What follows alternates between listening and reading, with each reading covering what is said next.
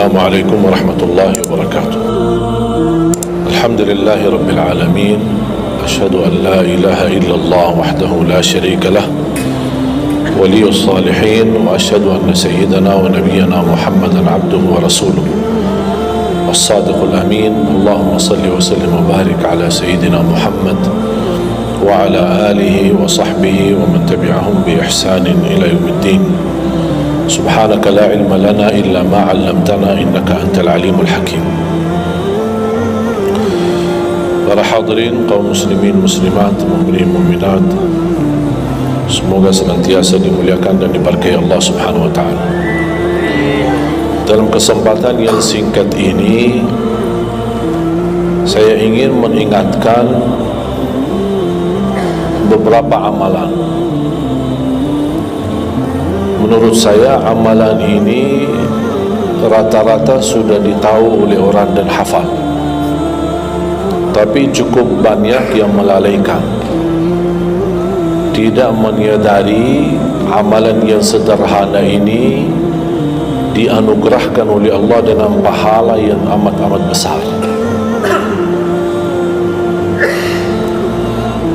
Yang pertama, bacaan Al-Quran. Banyak orang yang malas membaca karena tidak bisa baca, atau alasan tidak mengerti artinya. Daripada saya baca tak faham artinya, mendingan tak usah baca. Itu bisikan syaitan. Yang membisiki seperti ini adalah syaitan. Buat apa kamu baca? Kan kamu tak faham. Mendingan tak usah baca, supaya kita meninggalkan bacaan Al-Quran. Sedangkan dijanjikan oleh Allah Subhanahu wa taala dan juga Rasulullah sallallahu alaihi wasallam, setiap satu huruf 10 kebaikan, bukan setiap amal. Semua hitungannya dengan amal. Salat 5 waktu dapat pahala 50, salat duha dapat pahalanya, salat qiyamul lail ada pahalanya, sunnah fajar sebelum azan, sudah azan sebelum salat, itu pahalanya sama dengan dunia dan seisinya, seluas dunia dan seisi. Ini sunnahnya. Kira-kira gimana yang wajib? Rasulullah SAW bersabda di hadis yang sahih, la aqulu alif lam mim harf, walakin alifun harf wa lamun harf wa mimun harf. Alif lam mim bukan satu huruf, tapi alif satu huruf, lam satu huruf, mim satu huruf. Cuba kalau kita baca setiap hari satu halaman aja, berapa kita mendapatkan nilai pahala? Hitung, silakan, bawa kalkulatornya dan hitung sendiri. Tak ada yang sia-sia di sisi Allah. Membaca Al-Quran walaupun tidak memahami isinya, tetap terhitung setiap satu huruf 10 kebaikan. Berarti anda tidak sia-sia membaca Al-Quran walaupun tidak faham. Ada orang membaca tapi berbata-bata, dia merasa salah bacaannya, keliru. Dia sudah berusaha belajar, tapi itu kemampuannya. Didatangi syaitan, dibisikin, salah mulu bacaan kamu, tak benar bacaan kamu, wakaf tidak ada benar, panjang pendeknya tak benar, apalagi hukum tajwid tak benar. Bisa keliru, bisa dosa. Astagfirullah, dosa ya. Udah, terima kasih syaitan. Malah dia terima kasih lagi sama syaitan. Dibisikin, didengarin, diterima, langsung dia rubah, tidak baca. Alasannya takut dosa. Padahal ada berita gembira dari Rasulullah SAW, al-mahiru bil-Qur'ani ma'as safaratil kiramil barara. Yang mahir dalam membaca Al-Quran, nanti di hari kiamat dia bersama malaikat safara kiram barara. Terus ya Rasulullah, gimana keadaan yang berbata-bata itu? Gimana? Walladhi yatata'ta'u fi wa huwa alaihi syaq lahu ajran. Barang siapa yang membaca tapi masih berbata-bata dalam bacaannya, bukan dosa, justru 2 pahala. Satu, karena dia mau baca Al-Quran. Kedua, karena ada berbata-bata, kesulitan dalam membaca. Allah menghargai kesulitan, Allah berikan pahala. Berarti tidak ada rugi sama Al-Quran. Semenjak saya mengambil keputusan tidak memegang HP, saya sadari betapa banyak kita rugi berjam-jam, berhari-hari, berminggu-minggu, bahkan bertahun-tahun kita jauh dari Al-Quran. Aku heran ketika mendengar ada orang yang bisa lewat 1 bulan tapi tidak khatam Al-Quran. 1 bulan, 30 hari, berarti minimal setiap hari 1 juz, dikali 30 hari 30 juz. Ada orang 1 tahun dah khatam-khatam. Syukur kalau khatam di bulan suci Ramadan 1 kali, habis Ramadan dia tutup Al-Quran. Mohon maaf, ketemu lagi di tahun depan pas Ramadan lagi. Ini keadaan kita. Makanya orang berkata, negeri kita bermasalah terus, negeri kita politiknya begini, negeri kita selalu ada ini. Perbuatan tangan kita. Di mana kita jauh hubungan kita sama Allah, Allah hantarkan musibah sampai kita sadar memperbaiki hubungan kita sama Allah. Salatnya, Qur'annya, ibadahnya, itu kunci memudahkan dan mengatasi semua masalah. Silahkan rubahkan pemimpinnya berkali-kali, rubahkan aturan negaranya berkali-kali, tidak akan bisa terjadi kebaikan kecuali hubungan kita dari Allah Subhanahu Wa Taala. Semakin baik hubungan kita, semakin dekat Allah yang urus. Tapi kalau kita mengurus sendiri dan kita jauh dari Allah, ya silahkan. Kata Allah, silahkan. Wakaltuhu ila nafsi, aku tinggalkan dia untuk dirinya sendiri. Dan siapa kira-kira yang bisa mengurusi dirinya kalau bukan berturunan Allah Subhanahu Wa Taala?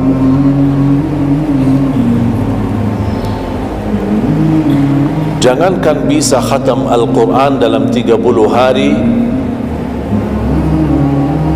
jangan 1 juz dalam 1 hari, 30 hari bisa dikhatam dalam waktu 10 jam. Saya pernah tes, menghitungkan waktu, bawa alarm, membaca dari subuh sampai zuhur. Tiba waktu zuhur, saya stop alarmnya, saya lanjut lagi habis zuhur. Sampai asar, lanjut lagi habis asar, lanjut sampai maghrib. Berapa saya habis khatam 30 juz. Bagi orang yang lancar bacaannya, tidak berbata-bata, bacaannya lancar, hurufnya jelas, tajwidnya bagus, tidak terlalu cepat, standar, sebagaimana bacaan tadi salat isya, itu namanya standar, hadar, tapi disempurnakan tajwid, tidak boleh cepat dan tidak boleh terlalu lambat. 10 jam mampu khatam 30 juz. Saya punya teman sekolah di Madinah, dia berhasil khatam 30 juz dalam waktu 7 jam 49 minit. Makanya aku heran kalau ada orang berkata satu bulan, mana bisa ya? Tahu enggak ya apa yang membuat masalah kita kenapa tidak bisa khatam Al-Quran? Karena suka lihat halaman belakang. Begitu buka baru mulai Al-Baqarah, Alif Lam Mim Dzalikal, buka terus halamannya, sambil baca kita buka 600 sekian, kapan habisnya? Hudan lil muttaqin, sadaqallahul azim. Sudah langsung sadaqah, karena sudah merasa berat. Dia menghitung halaman belakang sedangkan dia baru aja mulai 1 ayat, dia langsung sadaqallahul azim. Syaitan tidak mungkin dan tidak senang melihat kita sering membaca Al-Quran. Kalau orang dulu susah baca Al-Quran wajar, karena susah menemukan Al-Quran. Zaman sahabat cari kulit unta untuk tuliskan ayat yang Allah turunkan. Ada potongan ayat di Sayyidina Utsman, ada potongan ayat di Sayyidina Abu Bakar, ada potongan ayat di sana sini. Coba kumpulkan, susah. Makanya semuanya larinya kepada sahabat yang begitu datangnya wahyu, mereka langsung mendengar dari Rasul, langsung bisa hafal. Seperti Sayyidina Ubay bin Ka'ab radhiyallahu an, Zaid bin Thabit radhiyallahu an, Anas bin Malik radhiyallahu an, Uthman bin Affan. Jadi mereka datangin para penghafal Quran. Dah ada mushaf, dah ada Quran, dah ada HP, bisa download Al-Quran 30 juz. Gimana? Tapi mereka tidak pernah tinggalkan Al-Quran. Bahkan ada di antara sahabat yang setiap malam tahajudnya khatam 30 juz dalam satu tahajud. Cuba bayangkan, kira-kira alasan kita apa? Quran sudah di mana-mana, dalam segala terjemahan, warna-warni, tajwid, Semua ada. Yang bagus, yang besar. Maaf mata saya, ada yang besar, ada segede meja ini, ada. Susah menemukan, alhamdulillah HP bisa sekarang isinya 30 juz, bisa dibawa kemana-mana, tidak usah pusing mencari Al-Quran.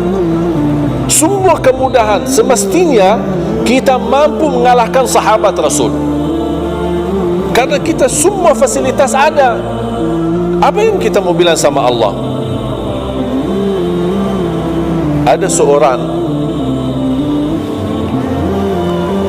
mungkin Bapak Ibu pernah nonton di acara Hafiz Indonesia, namanya Kaila, buta. Dia setiap hari, saya tanya, kamu berapa murajaah bacaan Quran setiap hari? 5-7 juz. Buta, 5-7 juz. Saya kaget, tak paniakan, kan kasihan kamu. Dan kebetulan kamu sudah punya uzur. Kalau tidak baca Al-Quran sama sekali, ana yakin Allah maafkan. Buta, tak bisa. Tahu nggak jawabannya apa? Saya malu sama Allah menjadikan buta saya alasan tidak baca Quran. Ini anak usia 7 tahun, malu sama Allah menjadikan buta, padahal ini ujian. Butanya dari Allah, bukan dari dirinya. Tapi dia malu menjadikan buta itu alasan tidak baca Quran. Pertanyaan saya, alasan antum apa? Apa alasan? Sibuk, belum ada waktu. Ya, saya maklum, belum ada waktu. Memang dunia ini bikin stres, makanya tidak ada waktu. Saya nasihatkan mulai hari ini, jangan kasih Al-Quran sisa waktumu. Dalam istilah, kalau ada sisa waktu, insya Allah saya baca Quran. Kalau itu niatnya, tidak bakalan. Tapi tolong utamakan Al-Quran dalam sehari-hari.